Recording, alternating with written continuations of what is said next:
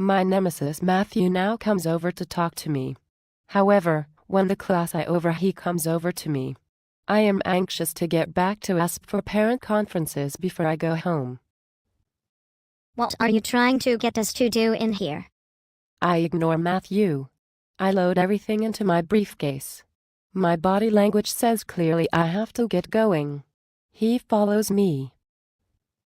I tell him, I want you to think, open your minds, questions the way things were done and are being done. Why? We are just going to be put in schools that are traditional anyway. Not everyone will teach in all-white private schools in small towns. Maybe. You know, this class really makes me angry. Look, I would stay and talk, but I have to get to parent conference night at my school. Next week we can talk about your anger. We just had a lecture on slavery. It has clearly upset many of my students.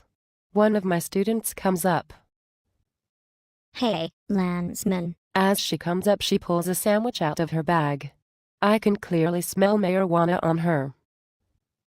No, Landsman, I ain't going to listen to any of that slavery shit. She smiles, as my students start to bicker amongst themselves about the lecture. I simply sit back and let them engage each other. I look over my students. Finally, they are all working except Demetrius.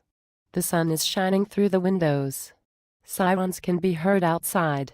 No one goes to look out and see what is happening.